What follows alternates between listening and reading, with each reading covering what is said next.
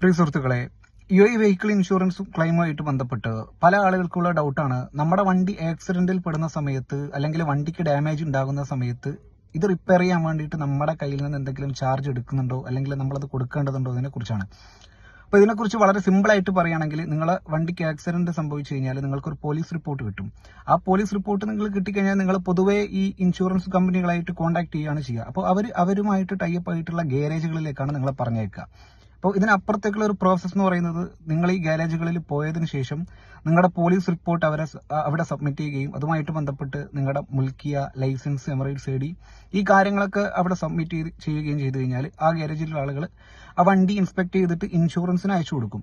അപ്പോൾ ഇൻഷുറൻസിന് അയച്ചു കൊടുത്തതിന് ശേഷം അവരത് കറക്റ്റ് എവിടെയൊക്കെയാണ് ഡാമേജ് എന്നതിനെ കുറിച്ച് പഠിച്ച് അതിന് ആ അപ്രൂവൽ തരും. ഇതിന് നോർമലി എടുക്കുന്നത് ഒരു 3 to 4 days ആണ് എടുക്കുന്നത്.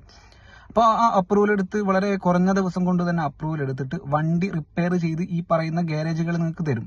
ഇപ്പോൾ ഇതിന് പുറമെ നിങ്ങൾക്ക് റിപ്പയർ ചെയ്യേണ്ട അതല്ലെങ്കിൽ ക്യാഷ് ആണ് വേണ്ടതെങ്കിൽ ഈ ഗാരേജുകൾ ക്ലെയിം അപ്രൂവൽ എടുത്തതിന് ശേഷം നിങ്ങൾക്ക് ഇൻഷുറൻസിനെ കോൺടാക്ട് ചെയ്തിട്ട് അവരുമായിട്ട് സംസാരിച്ചിട്ട് അത് റിപ്പയർ ചെയ്യേണ്ട പൈസ നിങ്ങൾക്ക് ഇൻഷുറൻസിന് മേടിച്ചെടുക്കാൻ പറ്റുന്നതാണ്.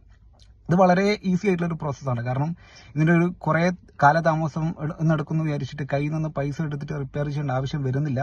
ഇവിടുത്തെ ലോ അല്ലെങ്കിൽ ഇവിടുത്തെ രീതികൾ വളരെ ഫാസ്റ്റ് ആയതുകൊണ്ട് തന്നെ വളരെ എളുപ്പത്തിൽ വളരെ കുറഞ്ഞ ദിവസം കൊണ്ട് നിങ്ങൾക്ക് ക്ലെയിം ചെയ്തെടുക്കാനും റിപ്പയർ ചെയ്യാനും പറ്റും എന്നുള്ളതാണ്.